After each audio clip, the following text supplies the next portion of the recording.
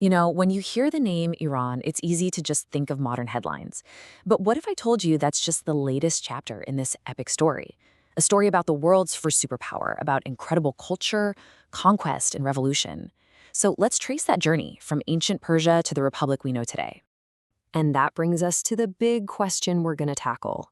How in the world did the legendary Empire of Persia, a civilization that literally shaped the ancient world, become the modern Islamic Republic of Iran?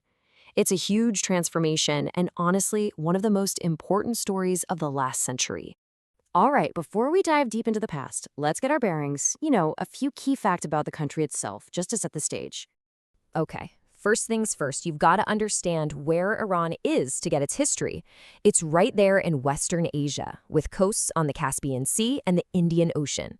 It has always been a strategic crossroads for empires and trade. And that flag you see, that was adopted after the 1979 revolution, a powerful symbol of a whole new era. So let's clear up something that trips a lot of people up. Iran versus Persia. What's the deal? Well, Iran actually comes from this ancient term, land of the Aryans, and it became the official name back in 1935.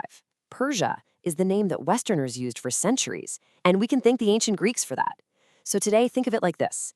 Iran is the official political name, but you'll still hear Persia used, especially when people talk about its amazing culture and deep history.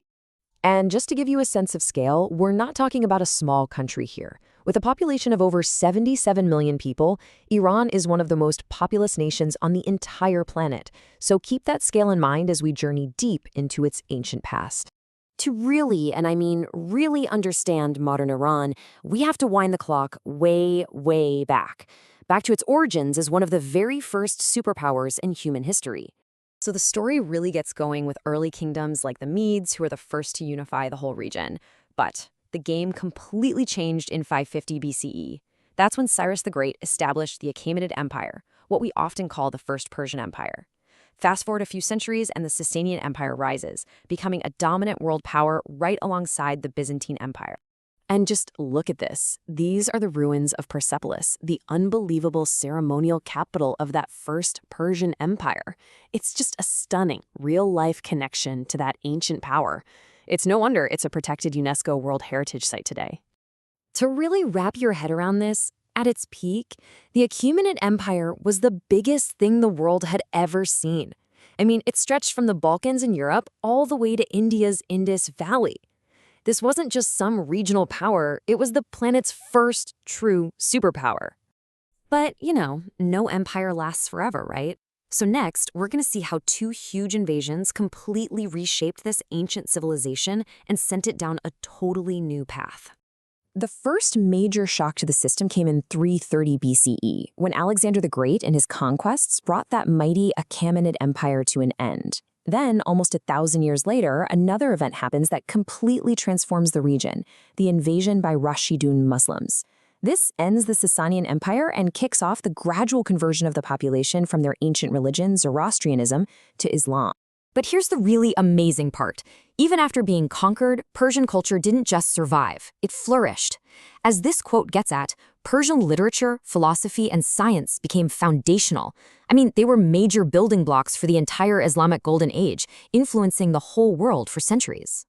Okay, we're going to hit the fast-forward button now, jumping through centuries of different dynasties, because Persia's story takes another incredibly dramatic turn.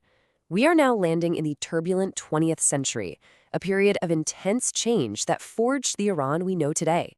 The 1900s were just a political whirlwind for Iran. It starts with a revolution in 1906 that creates the nation's first ever parliament. Then, in 1953, a moment that changes everything. A US and UK-backed coup overthrows the popular prime minister, who had just nationalized the country's oil.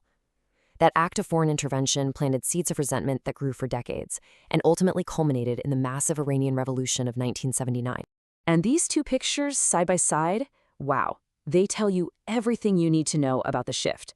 On the left, you've got Iran's monarch, the Shah, a close ally of the West, meeting with a US president. And on the right, the leader of the revolution, Ayatollah Khomeini, returning from exile in 1979 to a country that had been turned completely upside down. So what was it that drove millions of people into the streets?